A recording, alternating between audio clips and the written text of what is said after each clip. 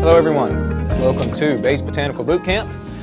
It's a cold day here at the nursery, but we're here and we are going to talk about seeds, bulbs, and tubers.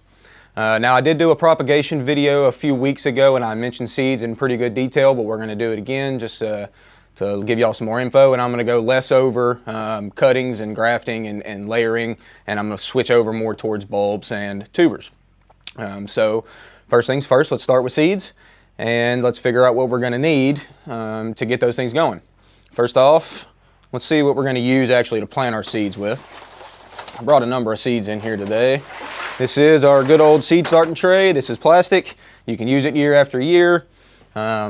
It's good to use because it's got a lot of cells in it, so you can fit a whole lot of plant material in here and get a lot going. You can even do multiple crops in the same flat if you wanted to do. And this is probably about as cheap as it's going to be.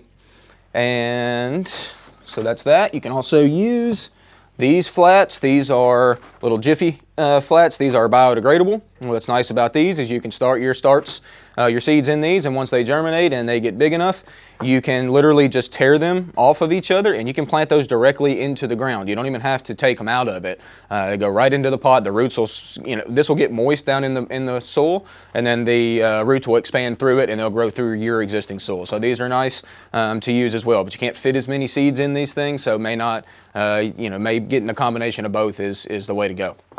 Also, we have these little pots, and all these are the exact same thing as this. It's just little bitty pots, so they're a little bit bigger. The cells on them, or the opening or whatever, is a little bit bigger, and it gives you a little bit more root mass down below. So if you have seedlings that you may want to keep in there a little bit longer to fill out this pot, this has a little bit more room in there. So any three of these products are fine. You could, you don't even have to use things you would buy here. You can literally use, say, solo cups. Really, anything you have if you do use solo cups, do know you need to put a hole in the bottom of them so they drain.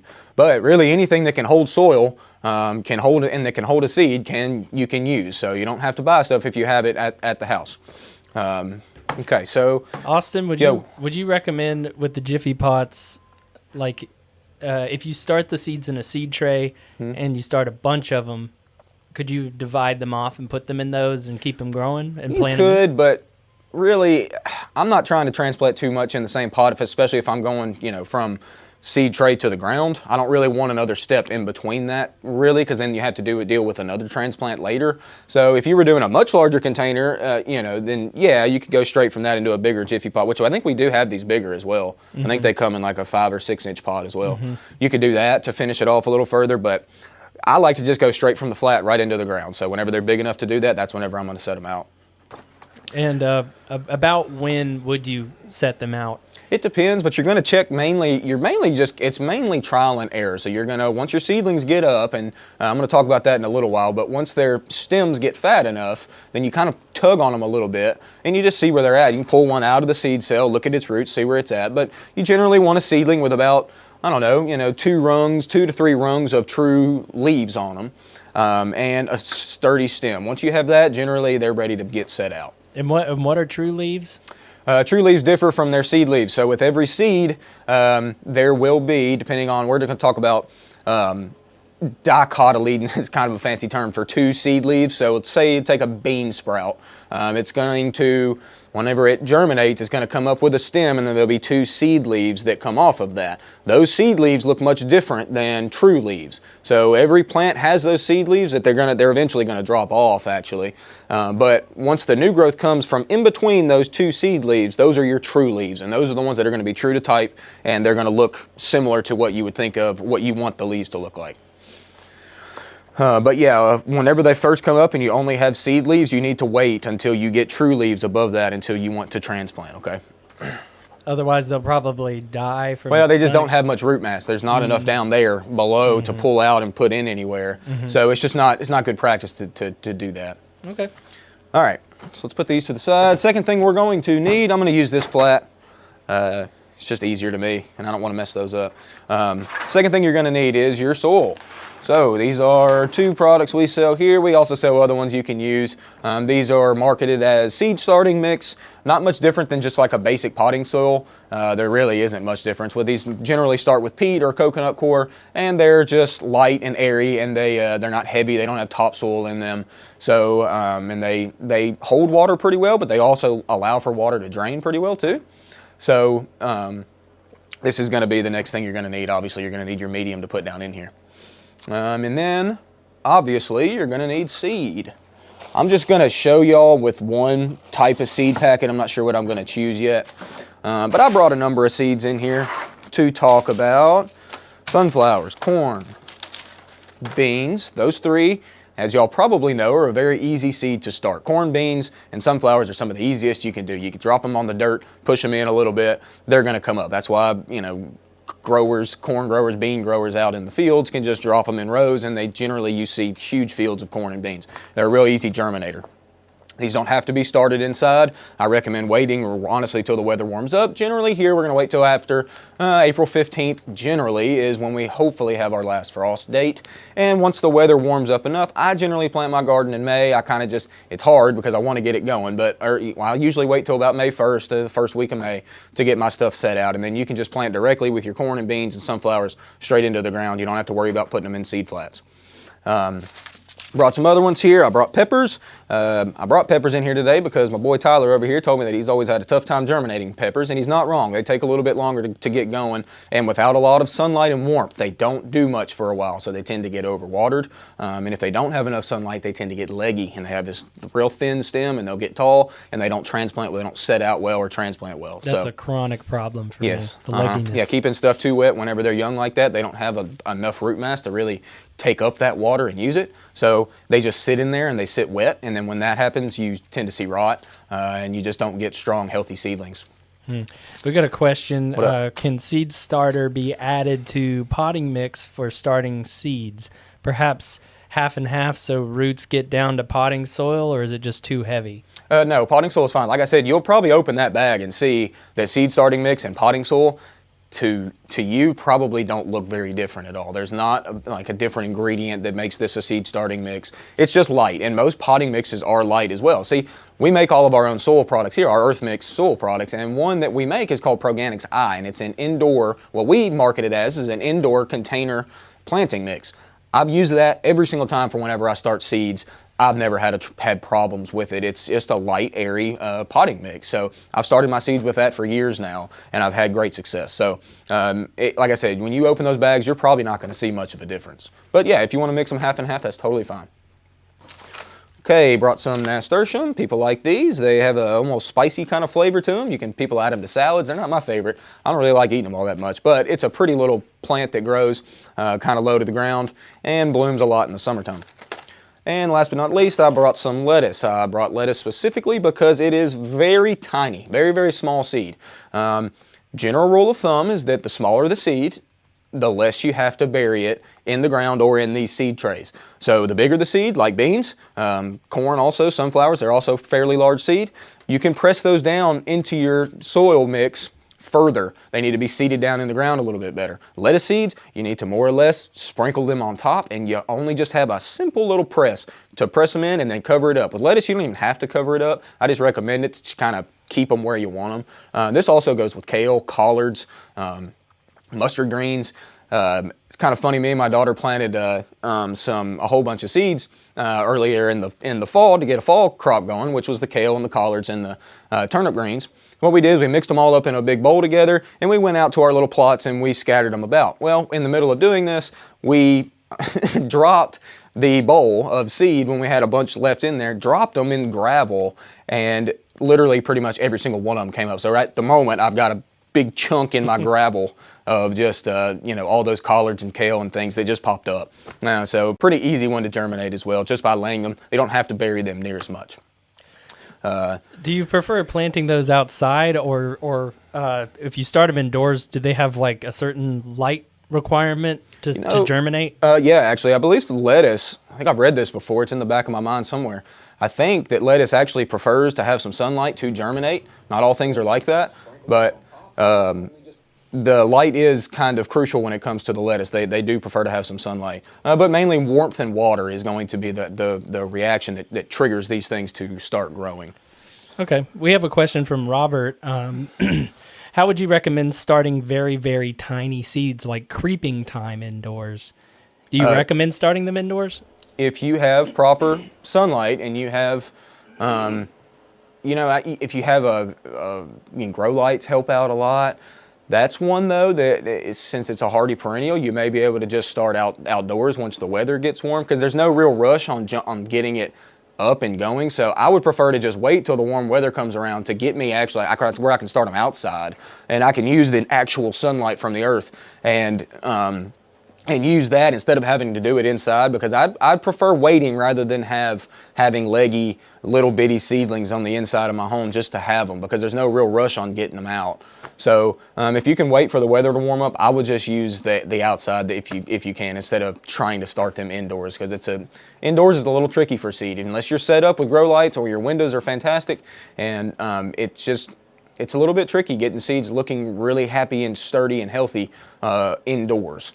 But I'm going to show you when it comes to seed. Tiny seeds are no different, but like I said, you're just going to scatter them on top and give them a light press in when you do it.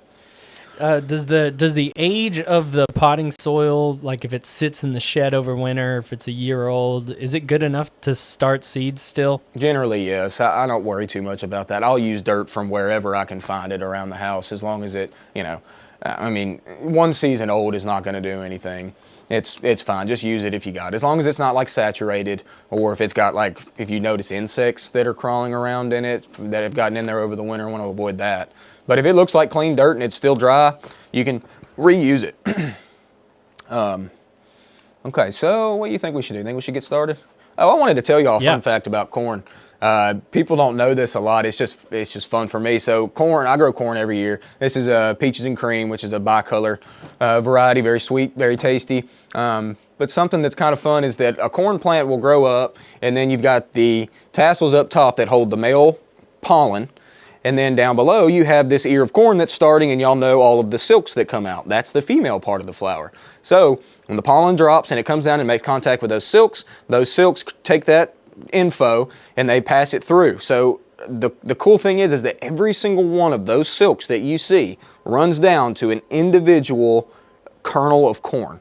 Every single one. If you traced it back, you would find every single one of those silks go to each individual kernel. I don't think a lot of people know that, but it's just a kind of a fun fact for me. It's just really cool. It blows my mind. Yeah, isn't that funny? All right, so let's just do one of these. Which one do you want to pick, Tyler? I wanted to talk to you all about sunflowers. This dwarf sunflower right here is called teddy bear. If you have smaller spaces, but you still want those big blooms, and these are kind of like fuzzy blooms, this one's called teddy bear. I've had great luck growing these, and they stay very small, but they bloom a ton. So good for containers as well. So this is just another one of those varieties, but it's probably the most dwarf variety of sunflower I think I've ever seen with still full-size blooms. It's a good one. Sunflowers too, y'all know, you can more or less just drop these on top of the dirt and they're gonna grow. But you can push them in just a little bit to help keep them where you want them.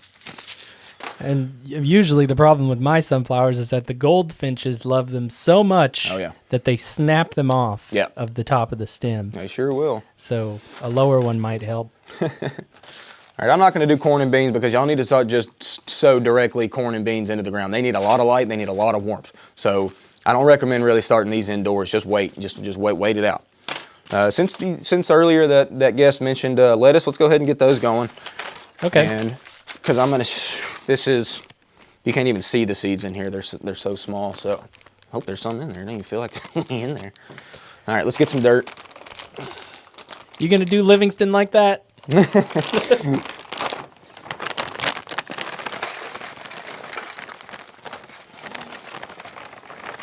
All right, put a little on top. I'm just going to use 2 of these sills and push the excess over. Make sure these are seated in there good. You got a lot of dirt down in there. All right.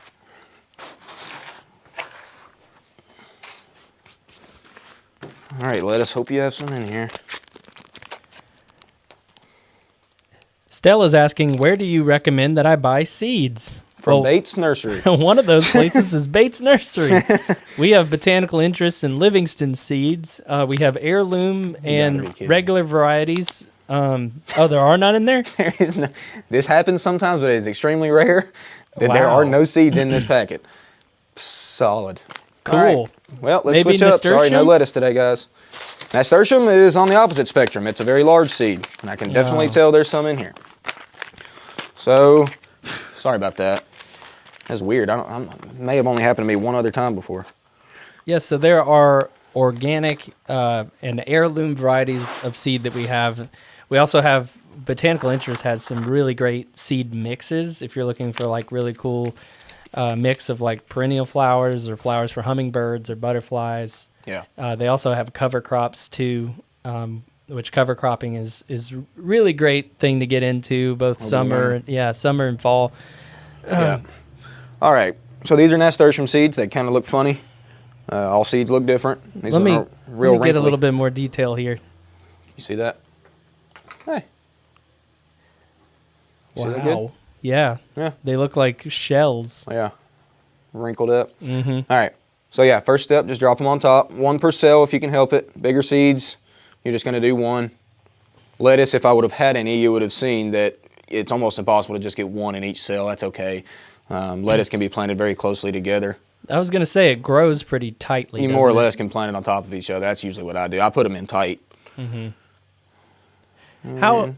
Here's a question. How often would you have to keep sowing lettuce to get like a consistent crop? Oh, here in Middle Tennessee, once we get hot, it's not the time for lettuce, so it's kind of tricky. You have to start it real early, which really, what is the date? It's February.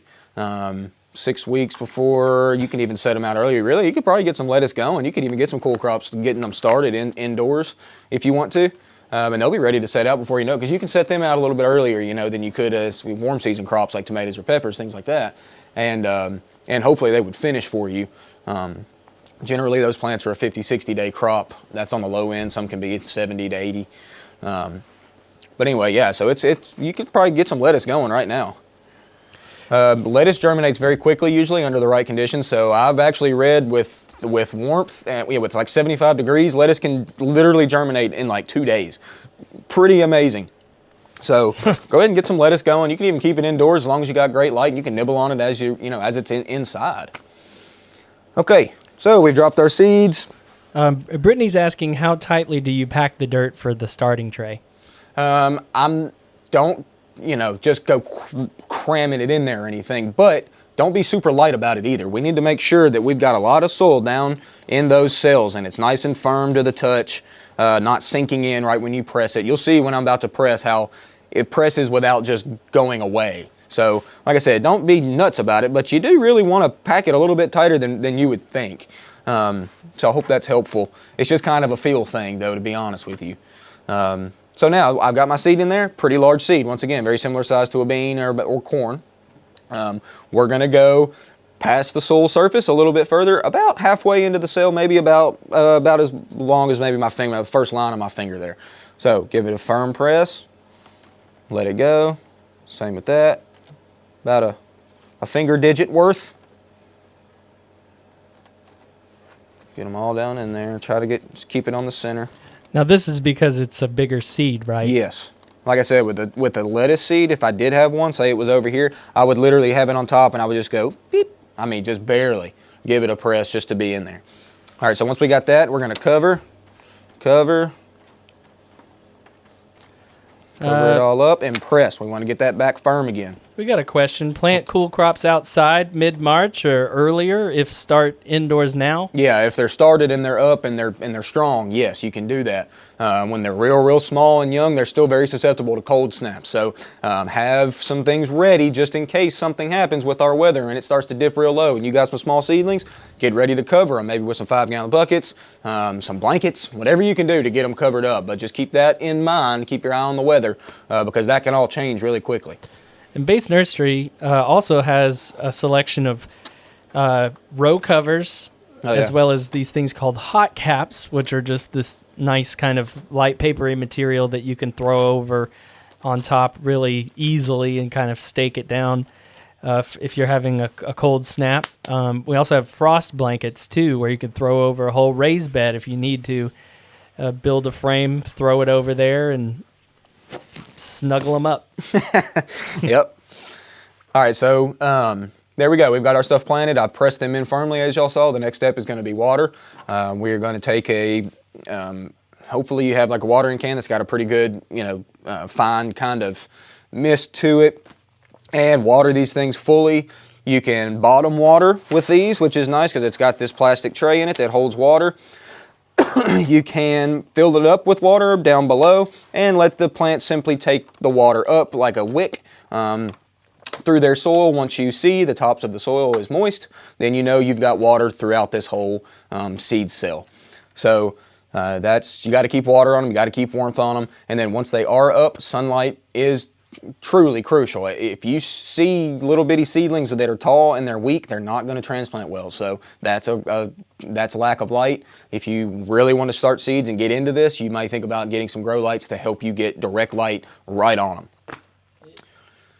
And thankfully, we have a webinar all about grow lights that our own Vanessa Lang has done.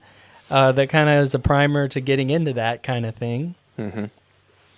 Okay, so after this has been done, say you're doing multiple, say if I were going to do all these seeds in the same seed tray, you would want to label them. So we sell little deals you can stick down in there. You want to put what crop it is and the date that you stuck it in there. If it's supposed to germinate in 2 weeks and it's been a month and you ain't seen nothing, then you may not get anything. So you need to know when it is time, when they should be up, when they shouldn't be up. So it helps out on when to write it down, the date of when you did that.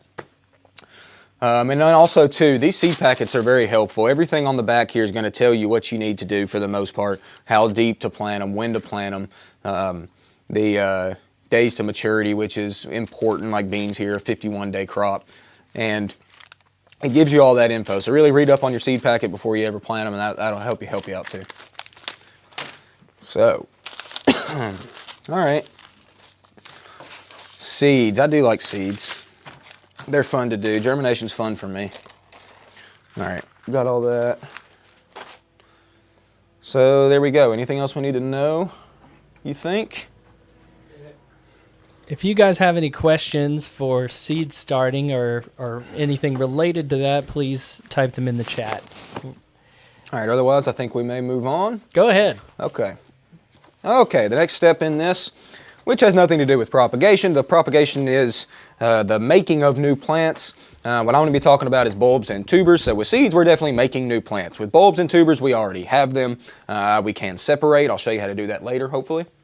So if you don't know, get this out of my way, a bulb versus a tuber, you don't really have to know. Horticulturally, it's not all that much different for what you're trying to achieve. But a little bit of differences here. Bulbs are plants. They differ from tubers in that they have you know what a bulb looks like. So you have that. What a bulb has that a tuber doesn't is that it has scales, or it has a protective sheath, if you will. So a very common bulb we all know is an onion. You think about onions, how whenever you harvest them, they have that outer sheath, if you will, that you kind of peel off before you cook with them.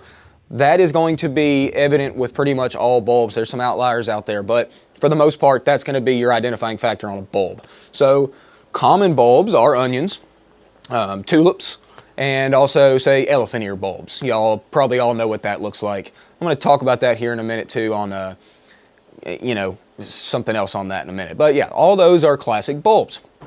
So, switching over to tubers, if you don't know what a tuber is, it is still an underground, starchy, the whole point of bulbs and tubers is to store a whole lot of energy inside of that thing. It's mainly just a storage vessel. A tuber is that, it's underground, but we instead of it having, say, stems, it has what we call eyes. Just like our eyes, and you've probably heard this with the most classic tuber, which is a potato. Potatoes have eyes that you can identify. You've probably even seen them sprout sometimes inside your refrigerator without knowing, or you leave them out too long and they'll want to shoot up light and sprout. That's how you can separate a tuber. So you find the eyes of the tuber, and that's how you can separate that away from the other plant and then plant new ones. With potatoes, you simply cut them. You cut the eyes off. You can get multiple eyes off the same potato and put those down in the ground. and you'll see new plants from that. Does it matter if the eyes have already started to sprout? No, you can put them in the ground whenever that happens. That happens a lot with bulbs, actually. I didn't get to bring in a lot of bulbs today, guys. I'm sorry. I've got one left over from last year. This is a Lycoris Magic Lily. It's a common name. Don't use that because that's kind of confusing. But it's the only bulb I have left over from last year. We generally receive our bulbs here about mid-February, so they haven't come yet. But we get a whole bunch of spring bulbs to plant, and they'll be coming in soon. But I'll pull this out in a minute and let you see kind of what it looks like. Another thing about a bulb is it's got a basal plate. So that's the very bottom of the bulb, right above where the actual roots are going to grow. So that basal plate needs to be oriented down if you can help it. And you can kind of see that. Some bulbs, though, it's kind of hard to tell. So this is when I mentioned elephant ear earlier. A lot of questions every year about elephant ear because it doesn't present itself with like a stem where you can see like which way to orient itself in the ground. If you're at home and you're in a pinch and you don't know which way is up or which way is down, lay it on its side. It will generally find its way up, and the roots will find its way down. So if you're totally unsure and you don't want to mess it up, then lay it on its side and you should still get a bulb to grow. Austin, real quick pause for the seed questions. Okay. Are there any hardy peas or other seeds that can be planted out right now? Oh yeah, I think the sweet peas should probably be able to get out right now. They'll typically lay there until it's warm enough for them to germinate. But yeah, you know, like running peas, sugar snaps, things like that. Yeah, Snow peas. Snow peas, yeah, hence the name. Hey, there you go. So they're a cool season thing that I think you can go ahead and get going right now. I don't see why not. And then Laura's asking, can you give us a rough estimate for 4 to 6 weeks before our last frost date in Tennessee, in the area? Yeah, roughly March 1st. I mean, because April 15th is generally the time we're going to set them out. So once March rolls around, temps are starting to warm up out there, starting to get a little bit more sunlight daily. You know, the sunlight's lasting a little bit longer, so give you more light inside that window. But yeah, when March hits, it's about time to get rolling on it. Usually, with as far as frost goes or cold snaps, we're out of the woods after Mother's Day. Yes. I don't think we've ever had one after Mother's Day, not that I know of. It's been very rare, but last year we did have a very late one. It wasn't even a frost last year. It was a late freeze. I mean, it was like 28. It was April 28th, and it was what? It got down to like 25, I think, here at the nursery. Yeah. In the city, it wasn't quite that bad, but here it gets a little chillier. It's a nasty, nasty day. So yeah. A lot of people lost their veggies that they had already set out. When it gets down to that cold, especially for warm crops, beans and potatoes and peppers, even if you do cover, sometimes you still see damage when it gets that cold. Yeah. And I mean, you could try watering really well around it. That will keeping them moist helps, but yeah, with a light frost, that's usually okay. Easy. But not all the time. Not last year. Last year was a bad one. So yeah, getting back to tubers, yeah. Like I said, potatoes are the most common tuber you would think of, but a couple others that you might know is dahlias, which are probably my favorite annual flower, or at least top 5. Dahlias, if you're not familiar, are big old fat blooming specimens. Some of them are as big as your head. They're almost, I mean, there's spider dahlias, there's all sorts of them, but it's just a gorgeous, gorgeous plant to grow. And you can separate those tubers as well. If you're familiar, they almost look like elongated potatoes, if you will. So that's a dahlia. And then also begonias. We don't think about begonias as tubers all that much, but they technically are. Now, Ashley has a question about begonia. Any tips for getting those going again? Yeah. Are they dormant right now, or did they need to be? Oh, no, they're not coming back. If it's the annual begonias, which is mainly what we sell here, you're not going to see them return year after year. It's an annual crop here in Middle Tennessee. There is a hardy begonia that we sell, and we rarely sell it, though. Not a lot of growers grow it, but it is perennial here. We have some actually pop up down in the perennial area like almost every year. We'll see it popping up. But if you're planting annual begonias, unfortunately, those are probably not going to. I mean, I can be surprised, but we do not sell that as a perennial here. That's just an annual. And right. do we actually sell the actual tubers, or we typically sell the mature plant? Not really. Plant? Begonias aren't really sold that way all that much. They're much more sold as just an annual crop you would just sow. Well, mainly done from seed. They're just really easy to grow from seed, and the growers mainly are going to do that. So you generally buy begonias either in like 4-packs, 6-packs, or you can buy them individually But yeah, it's not one you usually see by its tubers. Not sure why. Brittany's got a question. Any tips on water forcing bulb growth? Water forcing bulb growth. You're going to need water for it to want to start. But at the same time, sunlight and not sunlight, but really warmth is going to be needed to really activate that and get it going. So I've never heard of like getting them going quicker by using a watering method or anything like that, but you are going to need to moisten them once they go in.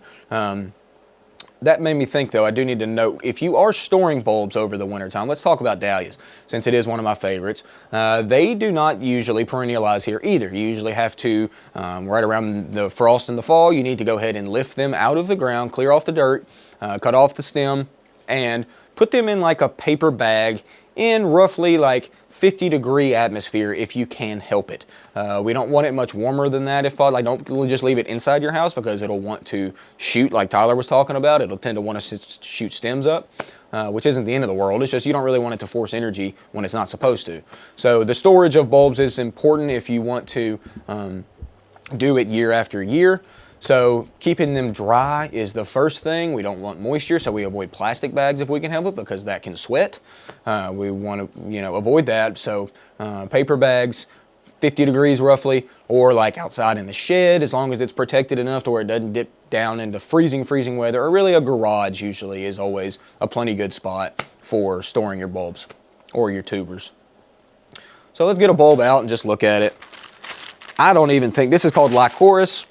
Surprise lilies is the name that I call it. These are pretty cool if you've ever grown these or seen them. They come out with their leaves first in the early spring, and they will stay for a while, and then it gets hot, and they don't like that. Their leaves will drop away, and then all of a sudden you get these stalks that come up and produce this beautiful blooms with no leaves around it. So they're really pretty cool plant.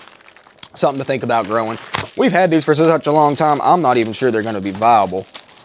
And we can always determine that when we look at them. Yeah, this doesn't really feel like it's got a lot left to it. You can kind of press it, see how it feels. This one feels a touch mush to me. But here we go. So the back side here, what I was talking about with the basal plate, that is here. That's going to be the bottom of the bulb. And roots will grow off of that. So Austin, it looks a lot like garlic in a way. It does. Yep. Garlic's a true bulb. A lot of bulbs do look alike. Mainly sizes are different, but a lot of bulbs, you can't barely tell the difference if they were sitting up here. I couldn't identify the difference between tulips and, say, paper whites or whatever. They're very similar looking plants, but this one's produced a separate bulb off of its mother right here. So this is how we would separate it. Not very hard at all, literally just pull it off of each other. So I got a little bit of that basal plate right there. I've even got active roots that are yellow on the tips, ready to roll. This bulb may actually still be viable. Didn't feel good. It still doesn't feel like there's a lot there, but bulbs are amazing. As my Nana would say, just throw that tater in the dirt. And she says that because bulbs are kind of like that. You almost can just forget about them, put them, drop them in and leave them alone. And bulbs tend to want to just come back every year. As long as they're perennial bulbs, you usually don't have an issue with them spreading and coming back every year. One of my favorites being tulips. I've already planted my tulips last fall. I'm just going to let them sit in the ground all winter time. That's another way to store them too, y'all, if you just want to go ahead and plant them. Especially things like garlic. Garlic needs to be planted the year before, and you will harvest the crop next summer. So you want to go ahead and get those out. But there's a number of bulbs that are plenty hardy enough to just put them right in the ground, throw some mulch over them or pea gravel, which is what I've got at my house, and just let them lay dormant till it's warm enough and wet enough to perk them up, and then you usually see beautiful tulips. So yeah, the bulb there. I don't have a, well, I was going to show y'all something else. I don't actually have a tuber with me, but I feel like y'all know what a potato looks like. If you're going to just plant the whole potato, just dig a hole about a foot deep, drop it in there, press it back up, and then watch it come up. Potatoes are another one you can set out in the garden. It's one of those weird ones, actually. You can set out in the garden, even in the outside actual garden, earlier than you would any other warm season crop. It comes up whenever weather is permitting. So I've even seen potatoes will even come up, and then you can have a late frost. It'll whack that back, and then it'll regrow again. I've had that happen a lot. So Potatoes you can go ahead and get set out fairly early in the season, and they'll just wait until they're ready to go. Potatoes are very closely related to tomatoes as well, just so you know. That's crazy. Yeah. Yeah, they'll come up when they're ready. So, are they? Does that mean that they do prefer cooler weather? No, no, not at all. They still need it hot. It's just that they're resilient. Like they're not like say tomatoes, and for instance, they just have roots. There are no bulbs. There's no storage mechanism. Like these little guys can handle a lot. And once a potato, like I said, it's a tuber, so it's got those eyes. Typically, not all those eyes are going to come up and shoot. You may get 2 or 3 or 4 main stems on a potato plant, which is typical. And then if a late frost comes and then it whacks all those leaves away, it's got other eyes that lay dormant until they're like called upon, if you will. It's like they're, it's my time to rise. Exactly. I mean, it's like everything on top got whacked. I need to come now, so it does. And that's why tubers are generally really, really tough plants, and bulbs as well. So I've got, let's see, I brought in here a plant we sell, and it is literally one of my favorite perennials that we have. It is the Millennium Ornamental Onion. So this is just an onion. It's an allium, is the genus, and they kind of hybridize these more for their flower production rather than their onion production. There's other onions that are bred the other way to make, nice big white crispy onions. But these are bred for their flowers. So it's good to put these really close. As you can see, these have been outside all winter. But just like y'all in your yards, I'm sure you're noticing those pesky little onions popping up in the lawn everywhere. I know my lawn is riddled with them. And this happens because these do like it a little chilly. They'll come up. Sometimes on mild winters, these don't even really drop all the way that dormant. They'll keep some of their leaves up. But these tend to be one of the first ones to start coming up in the spring. And these are multiple bulbs down in here. So I didn't really want to get too messy, but I was going to pull this out of the pot for y'all to see. Curiously, I have some leftover white onion from my garden. Yeah. Still growing in a container, not in the ground, but in a container. Onions are tough, man. That's incredible. Yeah, they're really tough. All right, so let's pull this out. Oh, they're going to be mad at me. I'm making a mess. Okay, so see the roots. That is below that basal plate I was talking about of the bulb. So let's see if I can separate some of these for you. We got a question from Rachel. Can you plant most bulbs now and they'll be fine until the weather warms, or is it better to wait? Much. And is it better to wait until late April or early May? What about flower bulbs like caladiums or ranunculus? Yeah, both of those you want to wait. Actually, ranunculus, I can't remember ranunculus if it likes it hot or cold. I can't remember now. But not sure on the ranunculus yet. I do love that flower. But caladiums you want to wait. So if it's a hardy bulb, then yes, most definitely you can set it out in the garden now. Not a big deal. It's going to lay till it's ready to go. Caladiums, dahlias, like I had mentioned earlier, they are kind of non-hardy bulbs for Middle Tennessee. So we need to lift those and we need to store them and we need to wait until weather is permitting to get them out into the garden. But there's a whole lot of perennial bulbs you could just go ahead and put in the ground. Robert's saying, what about planting sweet potatoes? He says they don't have eyes. How do you start them? Well, they still grow the same way. Their eyes just aren't near as pronounced. Still a tuber, though. And with sweet potatoes, you want to wait until it's plenty warm. They do not grow at all until it gets hot. So wait on those. And I'll just say, Robert, sometimes I've actually, I received some that were started from a sweet potato that was literally just sitting on a windowsill, and they allowed it to sprout, and then those sprouts were then removed from it. And then I believe water was introduced, which started roots to grow, and then they were, at that point, ready to plant out. But I received them bare root. Yeah. With a wrapped in a paper towel. All right, so y'all can see that I'm sure there's multiple onion bulbs in here, packed real tight together. As these things age, they swell out this way, and they produce more bulblets, if you will. So when separating them, it's not too hard, but a knife would have been nice. You try to get a chunk of it for you. We can separate more later. Get that off. Got a massive root system in there. That's good. It's healthy. It's white. That's what we want. We want crisp white roots.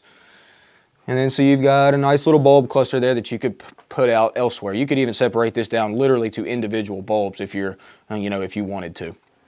So there you go. That's how you separate them. You need a little force, but other than that, it's not really all that hard to do. So here you go, ornamental onions. All right, have we talked enough about bulbs and tubers? Well, we do have some questions that are coming in. Let's see, go ahead. Trying to answer one that is just talking about other webinars on shrubs and fruit trees. We do have, let's see, Introduction to Foundation Plants, which is February 4th. That's a Thursday with Ben Tress. That'll help you with your shrubs. And we do have a webinar on fruit tree pruning that Austin did a little while back. And I believe we have another one on fruit trees from earlier in our webinar archive. Hope that answers your question. Let's see. John says, wondering about hostas and when is the best time of year to divide and replant them? Usually in the fall with hostas. That's a good time to separate and move perennials because hostas are true perennial shade-loving plants. So yeah, you can harvest those in the fall after they drop their leaves. Just let them get rid of all that, and then you can lift them out of the ground and separate them wherever you want to. But yeah, generally in the fall. Okay, that you seems... can do it now though too. Like that, you wouldn't have to worry about it all that much. It's a real hardy plant, so if you haven't done it yet, you can go ahead and get that going. All right, that seems to conclude the questions. Okay. Well, thanks everybody for watching. Appreciate you tuning into this. Yeah, I got another one. What's my next webinar? I got a rose one coming up I'm getting excited about. Yes, Roses 101. Let me see when that is. We're showing... Oh, I went too far. I went all the way into March. Yes, February 17th, Roses 101. All right, y'all to check in with that one. That one's a cool one for me. I love my roses. We receive roses here first week of April, usually, and I can give you some tips and tricks on those. Yeah, and speaking to bulbs, we don't have any right now, but we will be getting those in soon. Mm-hmm. Those are one of the first things we get in, right? Yeah, Paula just told me who orders the bulbs here. She said usually mid-February they start coming in. Yeah, and some of them are in high demand, so make sure that you just keep checking with us. You can send us an email, info@Bates Nursery, or give us a call. We'll be able to answer most of your questions there. Yeah, so in addition to Introduction to Foundation Plants, which is February 4th, we're going to talk about some other landscaping subjects too, such as, Introduction to Landscape Design, that's February 25th, as well as Introduction to Drawing Landscape Plans, March 4th, to kind of get your idea sparks going. But rounding off the end of this week, all about soil and mulch is going to be an important one with Justin Morris, February 5th, that's Friday. Followed by Rain Gardens 101 the next week, disease and treatment products, how to choose the right pot or container. So it just keeps going on and on. But we definitely... we got another question here. Monica says, have lilac bushes that have started buds, but with the very cold weather they will be affected. How do I protect them? You don't have to worry about it whenever they're in their bud form. Lilac's very well known for swelling big fat buds. That's how we can identify them whenever they're dormant. Their buds really swell a lot more than other things do.